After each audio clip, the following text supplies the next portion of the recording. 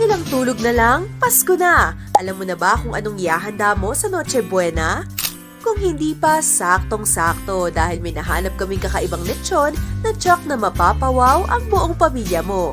May palaman kasi itong buong manok, malagkit na kanin at seafood. Ito ang Alfred's Lechon na matatagpuan sa Santa Maria, Bulacan.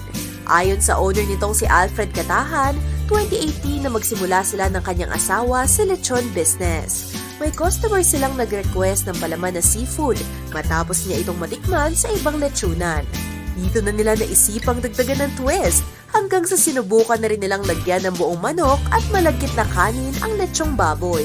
Marami pong nasasarpan, nagalo po ngayon. Kami pong umorder. In-upgrade ko lang po. Yung tipo nagluluto din po kami ng mga kain ng Valenciana. Lagyan po namin ng twist, lagyan po namin ng malagkit na kanin sa loob. Yung manok po niya, para po siya, simpleng plato po yun. Halo po yung katas ng lechon. Yung kanin po, para po siyang paella. Nakipanaris po natin may Valenciana dahil alat-alat ng konti. Sarap po talaga. Tamang-tama lang po ang natin. Lola ng kanyang asawa ang nagsimula ng lechon business noong 1990s. Mula nang pumanaw ang lola, sinubukan nilang ituloy ang negosyo. Napakahirap po talaga nung una pong sinubukan namin yung sa lechon. Nung una po talaga, ganun po talaga. Kataro po ng depression sa baboy, yung kakasakit. Isang po, nadadali po yung baboy lahat. Yung mga dumaan pong ASF noon, lahat po talaga bumagsak. Kaya po pati yung lechon natin naapektuhan. Kung mga ganun panahon po, talagang nakakapanghina po ng kalooban. Hanggang sa may lakasan lang po namin loob namin. May mga tauhan po ako na umaasa rin po sa akin. May nag-aaral din po ako mga tauhan. Kaya po itinuloy ko namin. Wala pong subuko.